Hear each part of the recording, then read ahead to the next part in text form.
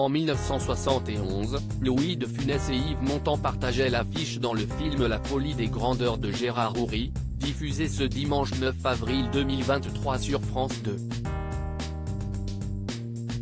Si à l'écran, leur relation est plutôt très bonne, en coulisses, c'était totalement différent. En effet, les deux acteurs n'avaient aucun point commun, à tel point qu'ils ne dînaient jamais ensemble. Explication. Louis de Funès n'aimait pas du tout Yves Montand. Ils ont beau avoir partagé l'affiche d'un film, Louis de Funès et Yves Montand ne partageaient aucune complicité. Pire encore, il semblerait que la star des gendarmes détestait le chanteur. D'ailleurs, il ne s'en cachait pas du tout. Mais pourquoi? Eh bien si est très simple. À cause de divergences politiques. Il faut dire que le mari de Simone Signoret était issu d'un milieu communiste. Pour rappel, sa proximité avec celui-ci lui a d'ailleurs valu d'être fiché et suivi par les renseignements généraux dès 1949. Ce que Louis de Funès semblait ne pas particulièrement apprécier. Il faut savoir que Louis de Funès était aussi engagé politiquement. Mais celui-ci était plutôt de droite.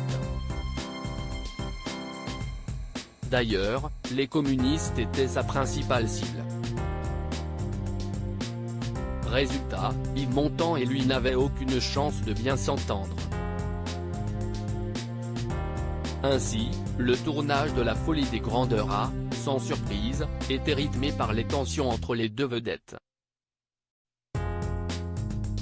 D'ailleurs, selon Patrick de Funès, qui s'est confié aux Parisiens, le plus grand bonheur de son père pendant la réalisation, c'était de dîner avec Gérard Houry. Sans le mari de Simone Signoret, qui aurait dû jouer Blaise au départ. Si les prises de position d'Yves Montand ne plaisaient pas à Louis de Funès, un autre événement a pu jouer dans sa tête. En effet, ce n'est pas le chanteur qui aurait dû jouer Blaise dans La folie des grandeurs. Si est son ami Bourvil, qui aurait dû avoir le rôle avant d'être fauché par la maladie quelques mois plus tôt à l'âge de 53 ans. Suite à la mort du comédien, Gérard Houry avait alors dû revoir complètement le rôle du valet. Il a alors pu compter sur l'aide de Simone Signoret. Lors d'un cocktail avec le réalisateur, elle lui propose la participation d'Yves Montand. Si est comme cela que le projet a pu renaître de ses cendres.